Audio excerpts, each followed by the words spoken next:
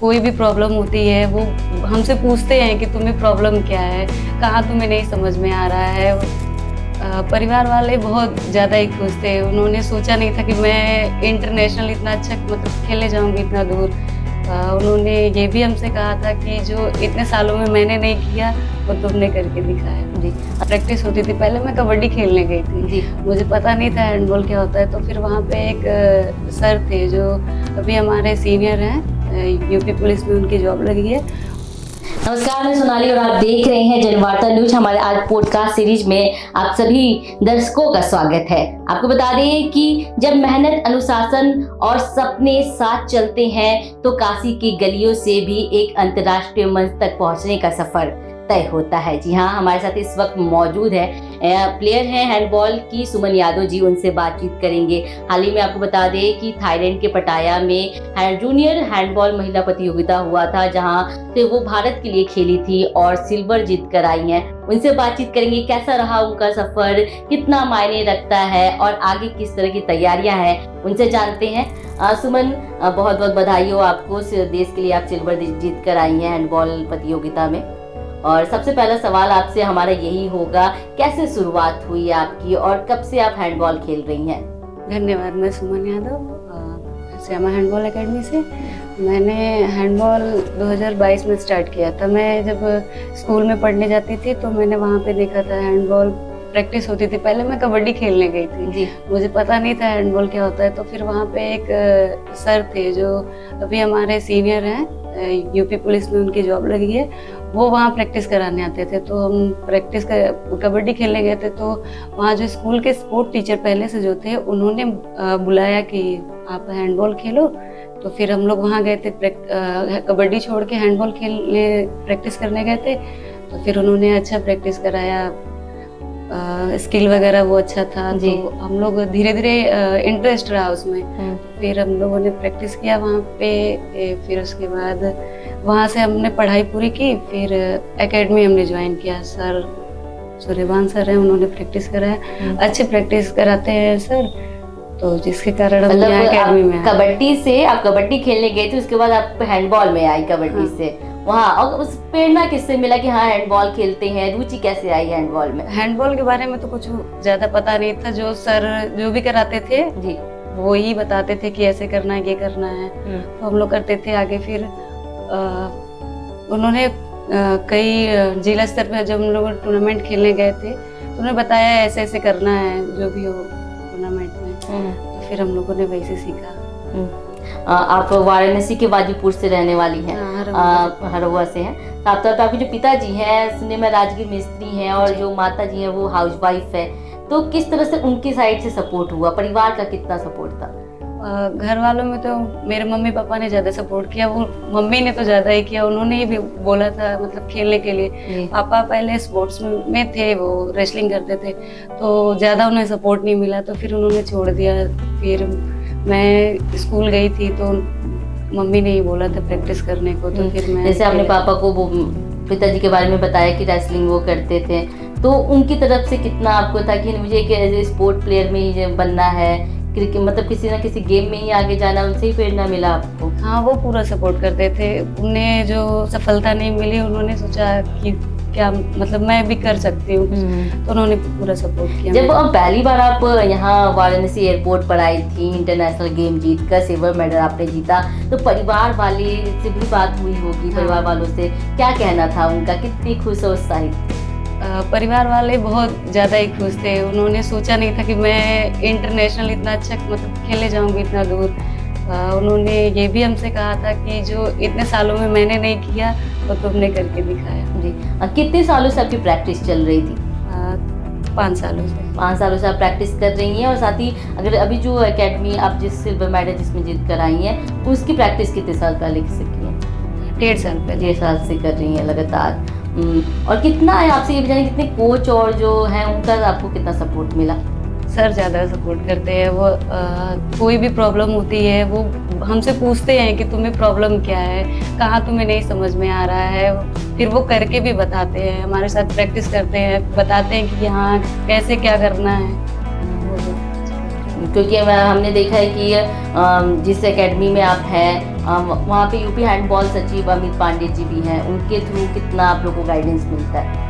Sir हमारी practice देखने हम हर रोज आते हैं कि हम क्या करते हैं क्या नहीं करते हैं, हमें किस चीज़ की ज़रूरत है किसकी नहीं है। और आगे चलते हैं और भी आपसे बातचीत करते हैं। जहाँ तक हमें पता चला है आपके बारे में जो इन्फॉर्मेशन है, आप सुबह शाम दोनों एकेडमी में आती हैं प्रैक्टिस करने के लिए, तो कितना टफ रहता है क्योंकि मौसम भी चेंज होते रहते हैं और मॉर्निंग में भी आना इवनिंग में भी आना, कितना कैसे? हाँ सुबह में तो आना पड़ता है, ज़्यादा दूर रहता है, तो हम लोग साथ में 3 लोग आते हैं, एक रेशमा दीदी हैं उषा है, तो हम लोग एक दूसरे से बात करके साथ में आते हैं। जी जी, काफी दूर से आप आपकी एकेडमी कहाँ पे?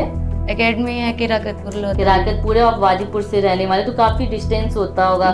वो भी आप साइकिल से आती हैं। देखिए, जब आप इंटरनेशनल लेवल खेलने गई थी उस समय क्या चल रहा था आपके माइंड में? क्योंकि देखा गया काफी भारत से तो आप यहाँ से थी, साथ में और भी लोग अलग अलग देश से थे, क्या सोच थी उस वक्त?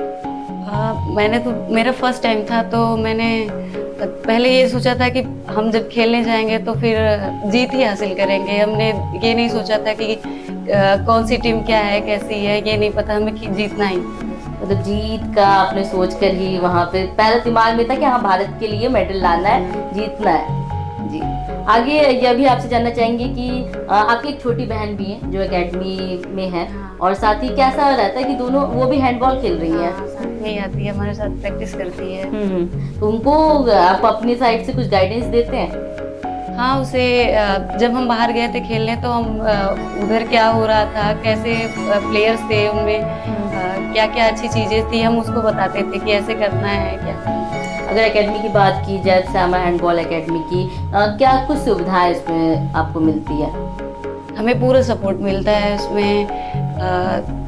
खेलने में कोई भी इक्विपमेंट नहीं होता है तो वो सर हमें ला के देते हैं, फिर कोच तो हमारे हैं ही, वो हमारे साथ पूरा सपोर्ट करते हैं। और बीच बीच में अमित सर आते रहते हैं, वो कोई चीज़ मतलब कुछ रहता है वो हमें बताते हैं। क्योंकि देखा गया कि आपको भव्य स्वागत भी किया गया था इंटरनेशनल एयरपोर्ट पे भी, और काफ़ी लोग वहाँ पर उपस्थित थे। आपके जहाँ गांव है वहाँ पे भी खुशी का माहौल था एकदम सा। क्या कहना रहता है जब आप गांव पे जाते हैं, इस तरह सा माहौल होगा? जब जीत कर आई थी क्या था, क्या लोगों का कहना था? पहले तो लोग बस, मैं जब प्रैक्टिस करने जाती थी तो लोग देखते थे कि हाँ मैं जा रही हूँ कुछ मतलब प्रैक्टिस करने जा रही हूँ, हाँ जा रही होगी कुछ कर रही होगी। हाँ। किसी को, और हैंडबॉल के नाम से तो किसी को कुछ पता ही नहीं था। उनको जब मैं बताती थी, सब पूछते थे कि क्या खेलते, तो हैंडबॉल, तो उन्हें कुछ पता नहीं रहता था, तो वो कुछ नहीं बोलते थे ये क्या करेगी, या फिर कुछ कोई रिस्पॉन्स नहीं रहता था उनका। जी, और अभी है वो खुद ही चाहेंगे आपको, जब वो देखे होंगे कि आप इंटरनेशनल खेल कर आ रही हैं, वो काफी खुश भी होंगे आपके गांव वाले लोग, क्योंकि बहुत लोग हैं। हाँ, क्योंकि बनारस के लिए, काशी के लिए बड़ी बात है, आप इंटरनेशनल खेल कर आई हुई हैं और यहाँ के लोग आपकी तारीफ कर रहे थे। यहाँ से प्लेयर जाना, भारत के लिए रिप्रेजेंट करना बड़ी बात है। आगे आपसे यह भी जानना चाहेंगे कि भविष्य में आपका क्या सपना है आगे, और आप देश के लिए क्या हासिल करना चाहती हैं? आगे के लिए मैं, अभी तो मुझे खेलना ही है, इंडिया के लिए खेलना है आगे, और इसी से मुझे जॉब चाहिए। तो मैं चाहूँगी कि मैं और अच्छा परफॉर्मेंस करूँ और एशियन चैम्पियनशिप में और ओलंपिक में खेलूँ। अभी किस चीज़ की तैयारी चल रही है? आगे किस गेम में पार्टिसिपेट करने वाले हैं आप? अभी आगे प्रैक्टिस भी चल रही होगी आपकी, तो आगे जो जिस तरह से भी प्रतियोगिता हुई है उसमें आपने पार्टिसिपेट किया, ये आगे किसी प्रतियोगिता में जाना आपको? आगे ये तो नहीं पता कौन सी प्रतियोगिता होगी, लेकिन फिर भी जो भी होगी उसमें हमें अच्छा खेलना है, अच्छा परफॉर्मेंस। देखिए, आपको इतने कम उम्र में ही इतना अचीवमेंट जो है वो हासिल कर ली है। संदेश आप एक दीजिए उन लोगों को, उन लड़कियों को भी जो गांव से आती हैं, गरीब परिवार से आती हैं, और वो आगे बढ़े, खेल में आगे बढ़े।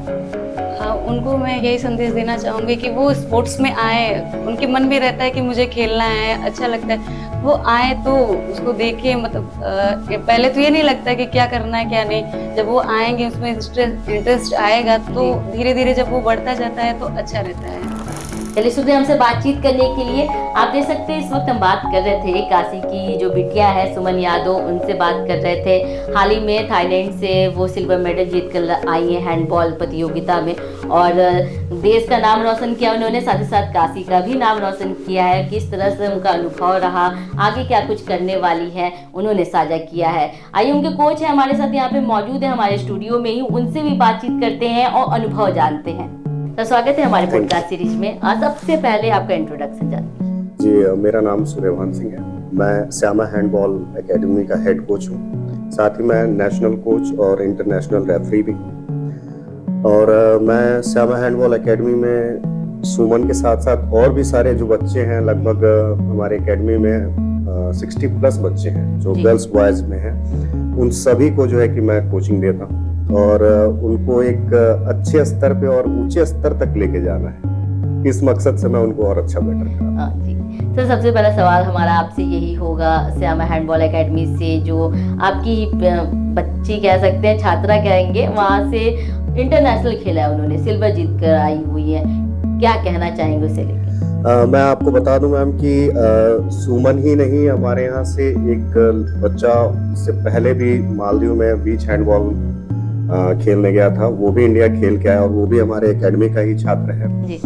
और मुझे बहुत अच्छा लगा है कि अभी तो ये शुरुआत है और आगे देखिए और भी अच्छा करेंगे। और सुमन और अनीस के साथ साथ और भी बच्चे जो है कि इंटरनेशनल। तो जिस तरह से सुमन ने हमें बताया कि सुबह भी प्रैक्टिस होती है, शाम के समय भी प्रैक्टिसेस करवाते हैं आप लोग, क्या कुछ और भी सुविधाएं रहती हैं और किस तरह से गाइड करते हैं? सबसे पहले मैं बता दूं मैम कि इन बच्चों को हम एक पीरियोडाइजेशन के थ्रू ट्रेनिंग देते हैं कि जो एक साल में क्या क्या इनके टूर्नामेंट होने हैं उसके अकॉर्डिंग हम एक प्लान बनाते हैं, उनका ट्रेनिंग शेड्यूल बनाते हैं और वीकली इनका चार्ट बनाते हैं जिसमें इनका पर डे का क्या क्या शेड्यूल होगा। कभी स्पीड है, कोऑर्डिनेशन है, स्ट्रेंथ है, स्पीड है, ये सारी चीजें जो है हम यूज करते हैं और उसके बाद इवनिंग में हम इनका स्किल कराते हैं। सुबह हमारे यहाँ एकेडमी में इस टाइम ठंडी पड़ रही है तो लगभग 6:30 बजे बच्चे हमारे यहाँ ग्राउंड पे आ जाते हैं और लगभग 9 साढ़े 9 बजे तक प्रैक्टिस चलती है। इवनिंग के टाइम 3:30 बजे तक बच्चे सारे वहाँ पे आ जाते हैं और लगभग 6 बजे तक फिर प्रैक्टिस होती है। और मैं आपको बता दूं कि सुमन के साथ साथ और भी बच्चियां हैं और लड़के हैं जो तकरीबन उस एकेडमी से 20-25 किलोमीटर की दूरी से आते हैं, वो भी साइकिल से आते हैं और दोनों टाइम ही आते हैं। तो उनका एक लगन है, उस हिसाब से हमारा भी लगन होता है कि हम उनको और बेटर करके दें। क्या कुछ सुविधा है सर एकेडमी में? एकेडमी में मैम आप बिल्कुल, मैं आपको बता दूं कि एकेडमी में वो सुविधाएं दी जाती हैं जैसे आपको साई में सुविधाएं दी जाती हैं, जैसे उनको हर महीने उनको किट प्रोवाइड कराना कि इस महीने आज किट है, अगले महीने उनके लिए जो है कि ट्रैक सूट है, उसके अगले महीने उनके लिए शूज है, फिर बैग है। तो जितनी ज़्यादा फैसिलिटी होती है ये, उसके साथ साथ अगर किसी को पर्सनली कोई प्रॉब्लम ऐसा आता है तो हम एक हैंडबॉल फैमिली की तरह ये चाहते हैं कि उसको वहां तक भी दूर किया जा सके। तो बहुत से ऐसे प्लेयर हैं जिनको फाइनेंशियल भी आदमी सपोर्ट करता है और आगे आने वाले टाइम में हम वहाँ पे हॉस्टल की भी फैसिलिटी रख रहे हैं जहाँ पे हम बच्चों को रखेंगे और उनके रहने खाने की सुविधाएं फ्री होंगी, एजुकेशन फ्री है, उनका मेडिकल फ्री है और प्रैक्टिस तो बिल्कुल है।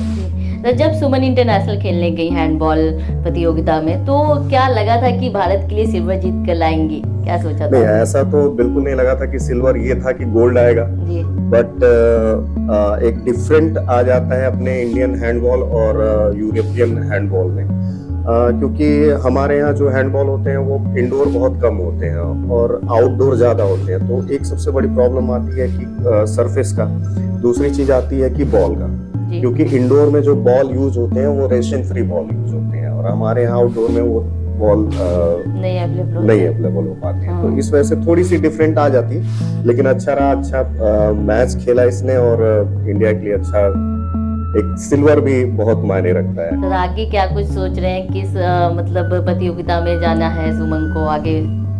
अभी तो एशियन चैंपियनशिप भी होने वाला है जो कि नेक्स्ट ईयर में 2026 जनवरी में होगा। हमारी कोशिश ये है कि हम इसको और बेटर बनाएं ताकि एक अलग से नाम और रुतबा लगे कि हम इस एकेडमी से खेलें और इस देश के लिए। जी। और सर ये अभी सवाल आपसे ये रहेगा हमारा, जैसे स्पोर्ट्स को लेकर अगर बात की जाए तो काशी में भी और साथ ही उत्तर प्रदेश में सुविधाएं जो है वो बहुत कम मिल पाती हैं। अकॉर्डिंग अगर हम अपने भारत की बात करें तो एमपी जैसी जगह पे और बाकी स्टेट में स्पोर्ट्स को बढ़ावा मिलता है, पर उत्तर प्रदेश में अभी उतना नहीं, क्या कहें? मैम सबसे बड़ी प्रॉब्लम में ये है कि हमारे उत्तर प्रदेश में जो भी स्टेडियम है वहाँ पे कोचेस की कमी, और जब कोचेस की कमी होगी तो वहाँ प्लेयर फिर रुक नहीं पाएंगे, वो हमेशा फिर वो किसी और ना किसी अदर गेम में वो जाएंगे जहाँ पे उनको सुविधाएं मिलेंगी, या फिर जो आज के टाइम में लोग अपनी प्राइवेट एकेडमी जैसे खोल के चलाते हैं तो वहाँ जाते हैं। तो सबसे दिक्कत ये हो जाती है कि उस प्राइवेट एकेडमी जो कि मान्यता प्राप्त नहीं होता है एसोसिएशन से, तो जब वो फिर एसोसिएशन के टूर्नामेंट्स खेलने जाते हैं तो उसमें उनकी सिलेक्शन नहीं हो पाते हैं, एक पार्सलिटी यूज होने लगती है कि यार आप तो है नहीं। तो ये सबसे बड़ी कमी रही है। दूसरी चीज की एक ग्राउंड का भी सबसे बड़ा समस्या आता है कि बहुत से ऐसे स्टेडियम हैं जो बहुत ही खराब परिस्थितियों में पड़े हैं, जहाँ पे खेलने के लिए मैदान नहीं है, साथ में कोच नहीं है, तो इसका कहीं ना कहीं असर तो खेल पे आएगा ही। तो ये सारी असुविधाएं तो है ही। तो गवर्नमेंट अगर इनको चाहे तो और भी अच्छा कर सकती है, क्योंकि अभी बहुत से ऐसे उत्तर प्रदेश में ही आपको बता रहा हूँ कि स्टेट हॉस्टल जो है और साई हॉस्टल है वहाँ पे कोचेज इस टाइम नहीं है, और जहाँ पे है वहाँ पे बहुत मतलब एक कोच ही है। तो ऐसे में कभी भी हैंडबॉल को आगे बढ़ाना वो फिर पॉसिबल नहीं है। हैंडबॉल ही नहीं, और भी ऐसे गेम हैं जो कि आगे नहीं बढ़ पा रहे हैं, क्योंकि आप परमानेंट किसी कोच को नहीं रख रहे हैं, आप तो एडॉप्ट पे भी रख रहे हैं। दूसरी चीज की कोचेस को अगर सैलरी की प्रॉब्लम आएगी तो कोचेस तो इतना ध्यान देंगे नहीं फिर, तो ये सब दिक्कत है काफी। इस मतलब सिर्फ हैंडबॉल की अगर हम यहाँ नहीं करें, बाकी स्पोर्ट्स में भी देखा जाता है कि लोग सुविधाएं नहीं मिल पाते, इसकी वजह से जो प्लेयर है वो ग्रोथ नहीं कर पाते हैं आगे। मैम एक चीज बता दूं कि अगर जैसे अभी बहुत से ऐसे जगहों पे आरएसओ डीएसओ की कमी है, जो एक आरएसओ जो है वो 3-3 4-4 मंडलों का अकेला मालिक होके वो काम कर रहा है। ऐसे में अगर किसी भी जगहों पे अगर कोई खिलाड़ी है वहाँ प्रैक्टिस कर रहे हैं तो वहाँ पे बॉल की असुविधा होना, अगर बॉल नहीं है तो वो बॉल किससे लेंगे जी? कोई चार्ज में है ही नहीं, कोई कोच है ही नहीं, तो फिर वो बॉल कहाँ से आएगी? जब बॉल ही नहीं आएगी तो फिर हैंडबॉल क्या करेगा? तो बच्चे फिर वो जर्नली फिर भर्ती वाला प्रक्रिया अपना लेते हैं कि यार चलो कुछ नहीं है तो दौड़ के कहीं ना कहीं कुछ कर ले। तो ये समस्या है। तो क्या आपको संदेश देना चाहेंगे अपनी तरफ से, अगर बच्चों को भी और साथ ही साथ सरकार से भी क्या अपील करना चाहेंगे? मैं गवर्नमेंट से चाहूंगा कि जितने भी स्टेडियम हैं अगर वो खराब परिस्थितियों में है तो उनको दुरुस्त किया जाए, और दूसरी चीज की कोचेस की अधिक मात्रा में अगर आप भर्ती करेंगे तो ही जाके फिर कोई भी काम होगा, क्योंकि एक सेना तैयार करने के लिए आपको ज्यादा से ज्यादा आदमियों की जरूरत होती है, तभी एक सेना तैयार हो पाती है। तो ऐसे में देश का नाम होगा, उत्तर प्रदेश का नाम होगा। और क्या कुछ बच्चों को जो हैंडबॉल में आगे बढ़ना चाहते हैं? मैं हैंडबॉल के लिए तो यही बोलना चाहूंगा बच्चों से कि आप खेलिए, मन लगा के खेलिए। चलिए, शुक्रिया हमसे बातचीत करने के लिए। आप देख सकते हैं अभी हम बात कर रहे थे सुमन यादव जी की कोच से, और आपको बता दें कि इस तरह के जो पॉडकास्ट सीरीज हम लगातार आप तक लाते रहेंगे, और जो इस तरह के उभरते हुए खिलाड़ी हैं काशी के, उनसे हम रूबरू करवाएंगे। जनवार्ता न्यूज़ से बने रहिए, लाइक शेयर सब्सक्राइब करना ना भूलें। ट्विटर, फेसबुक और इंस्टाग्राम पे भी हमें फॉलो जरूर करें। धन्यवाद।